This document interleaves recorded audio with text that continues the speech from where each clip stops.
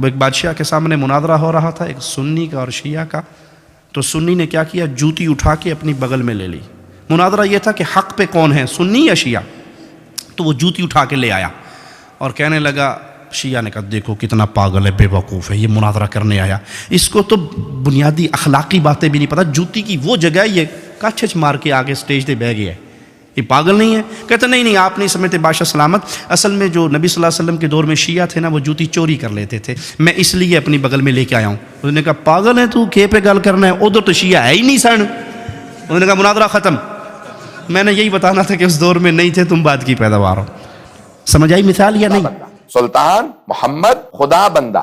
اب یہ فارس ہو گئے تھے، ایران میں پوری بادشاہت اس کی تھی، جس کا بڑا مشہور واقعہ کہ جب وہ اہل سنت سے تھے اور وہ ایران میں شیعہ کیسے بنے سب کے سب. تو اس نے، آپ کو پتا ہے بادشاہوں کو اکثر مغلوب الغضب ہی رہتے ہیں، تکبر تو ہوتا ہی ہے، تو ہر آدمی کو ڈانٹتے رہنا، ہر ایک کو ڈانٹنا پڑتا. تو غصے میں کہیں ملکہ سے لڑائی ہوئی تو اس نے کہیں کہہ دیا طلاق طلاق طلاق. وہ غصہ ٹھنڈا ہوا تو پھر جو درباری ملا تھے ان سے پوچھا کہ بھئی یہ اس طرح سے میرے سے واقعہ ہو گیا، میں نے غضب میں آ کے اپنی زوجہ کو طلاق دے دی.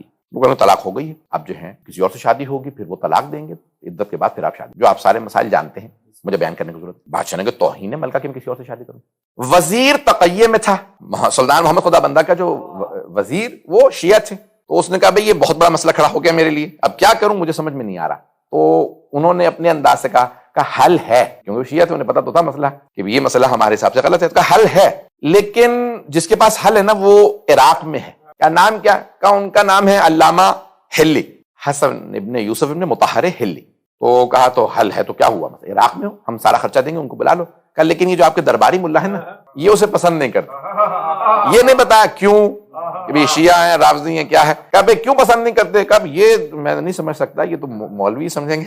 وزیر کو یہ پتا تھا اگر علامہ ہلی آ جائیں تو وہ خود مسئلہ حل کر لیں گے. درباریوں سے انہیں ڈیل کرنا آتا کہ کیسے مقابلہ کیا جاتا ہے، کیسے علمی انداز سے انہیں خاموش کرنا. کہا ٹھیک ہے بلا لو. تو عزیزان گرامی، اب یہ علامہ ہلی جو ہے 726 ہجری میں ان کا انتقال ہوا ہے، 726. یہ اب دور ہے جہاں پہ تشیع کھل کے سامنے آیا.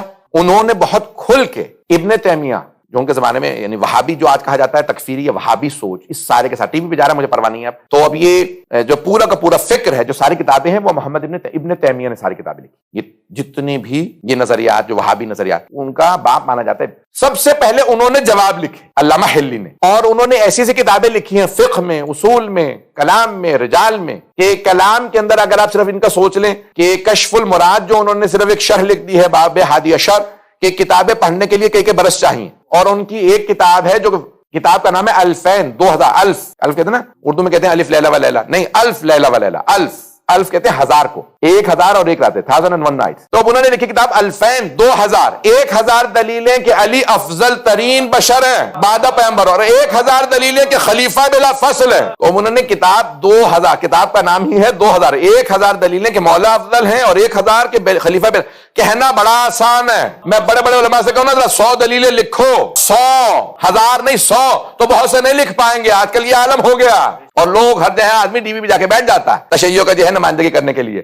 یہ پاکستان سے متعلق کہہ رہا تھا، چلیں چلا گیا تو چلا گیا. تو جانے کہ نامی اب یہ بہت ضروری ہے مسئلہ. تو اب 1000 دلیلیں اس زمانے میں انہوں نے لکھی، اور مختصر سی. بعض اوقات انسان پڑھے تو سوچنا پڑتا ہے کہ کیا کہہ رہے ہیں یہ، اتنی باریکی سے. اب ایک مرتبہ دعوت دی گئی، تو اب یہ دور ہے علامہ ہلی کا. وہ آئے، اور آنے کے بعد دیکھا تو اب وزیر نے کہا بھی میں نے تو اہتمام کیا تھا آپ کے لیے. آئے تو دیکھا کہیں نہ کرسی بیٹھنے کے لیے نہ کچھ اہتمام. درباری ملاؤں نے پورا منصوبہ بنا رکھا تھا کہ بھئی وہ کھڑا رہے آ کے، اور کوئی کرسی نہ لگائے، ان کے بیٹھنے کی جگہ نہ ہو. علامہ ہلی بہت سمجھدار، یعنی آپ جانتے نا کہ کم سنی کے اندر مجتہد بن گئے تھے، جینیس سے. جیسے دربار میں آئے تو انہوں نے فوراً جوتے اٹھا کے اپنے بغل میں رکھے اور تخت پہ آ کے بیٹھ گئے. سارے کے سارے ملاؤں کو موقع مل گیا. کہا اسے دربار کے آداب نہیں آتے. اولاً تو جوتے اتار کے بغل میں رکھے، دوسرے بادشاہ سلامت آپ کے سامنے یہ جھکے نہیں، اور تیسرے تخت پہ بیٹھ گئے. بادشاہ کو بہت غصہ، ایک تو چنگیز خان کی نسل، تو اب فوراً اپنے وزیر سے کہا بھی کس آدمی کو تم نے بلایا ہے، بھی کمزور سے پتہ تبلے. اور آنے کے بعد جو ہے وہ میرے تخت پہ ساتھ بیٹھ گئے. انہوں نے کہا حضور آپ خود ہی بتائیے کہ کیا معاملہ ہے، میں تو آپ کی نمائندگی نہیں کر سکتا. تو انہوں نے کہا کہ بھئی رکوع و سجود اللہ کے لیے، بادشاہوں کے لیے نہیں، اس لیے ہم جھک کے نہ رکوع کرتے ہیں بادشاہوں کو، نہ سجدے کرتے ہیں. دوسرے قرآن میں جہاں جگہ پاؤ وہاں بیٹھ جاؤ، تو جگہ تو تخت پہ ہی تھی. تو آداب تو دربار والوں کو نہیں آتے کہ پہلے کے اسی لیے مسند بچھا دی جائے، نہ جانے کسے کسے کھڑا رکھا تھا. اور تیسرے جوتے میں نے اپنے بغل میں اس لیے رکھ لیے تھے کیونکہ چوتھے امام نے ہمارے نے انہوں نے نام لیا، میں مجبوراً نہیں لے رہا ہوں. تو انہوں نے چاروں کے نام لکھا کہ انہوں نے رسول خدا کے مسجد نبوی سے جوتے چرا لیے. تو انہوں نے کہا امام احمد بن حنبل تو تھے ہی نہیں رسول خدا کے زمانے میں, وہ تو 175 سال بعد آئے ہیں, یہ آپ نے اتنی بڑی تہمت لگا دی ان پہ. تو کہنے کہ نہیں مجھ سے غلطی ہو گئی, وہ ان سے پہلے امام شافعی رہے ہوں گے. انہوں نے کہا وہ 135 سال بعد آئے ہیں, وہ بھی رسول خدا کے زمانے میں نہیں تھے. کہا پھر مجھ سے دھوکہ ہو رہا ہے, وہ امام مالک رہے ہوں گے جنہوں نے چوری کی ہو. تو امام مالک چور رہے ہوں گے. انہوں نے کہا نہیں وہ 95 برس بعد آئے ہیں. تو انہوں نے کہا پھر امام ابو حنیفہ چور ہوں گے. کہا نہیں وہ 75 برس بعد پیغمبر کے پیدا ہوئے. تو انہوں نے اپنے جوتے نکالے رکھے پہنے. کہا ان چاروں نے خود ہی بتا دیا کہ 75 95 135 175 سال بعد پیغمبر کیا. میں جس امام کا ماننے والا ہوں وہ مکے میں بھی ساتھ تھے, مدینے میں بھی ساتھ تھے, سفر میں بھی ساتھ تھے, حضر میں بھی ساتھ تھے, وہ جنگ میں بھی ساتھ تھے, صلح میں بھی ساتھ تھے, گھر میں بھی ساتھ تھے, مسجد میں بھی ساتھ تھے, فرش پہ بھی ساتھ تھے. اب بادشاہ سمجھ گیا یہ عام آدمی نہیں. تو کچھ دیر ادھر ادھر کے سوالات پوچھے, باتیں کی, اس کے بعد پوچھا کہ بھئی یہ طلاق کا مسئلہ ہے اس طرح سے, تو طلاق ہو گئی یا نہیں. انہوں نے کہا نہیں, اولاً پہلے شرط یہ ہے کہ عربی میں طلاق دی جائے, انچی تعلق کہا جائے. تو کہا نہیں میں نے ایسے نہیں, میں نے ضرور کہا طلاق. تو کہا عربی میں پڑھی جائے, صیغہ طلاق کو عربی میں پڑھا جائے. نمبر 2 انسان ہوش و حواس میں ہو, غیظ و غضب میں نہیں. تیسری شرط یہ ہے کہ 2 عادل گواہ موجود ہوں. تاکہ یہ ساری شرائط بتائیں. بادشاہ نے کہا ان میں سے کوئی شرط پوری نہیں تھی. کہا نہ تیری بیوی کو عدت کی ضرورت ہے, نہ دوسری شادی کی, وہ بھی تیری زوجیت میں ہے. اب بادشاہ نے کہا کہ آپ جو مانگیں گے عطا کروں گا. سونا کہے تو سونا دوں گا, چاندی کہے تو چاندی دوں گا, درہم و دینار جتنا کہیں گے تول دوں گا. کہا مجھے تجھ سے کچھ نہیں چاہیے, نہ سونا چاہیے, نہ چاندی, نہ جواہرات. تو کہا کیا چاہیے آپ کو؟ کہا بس ہمیں ایران میں تبلیغ کی اجازت دے دے.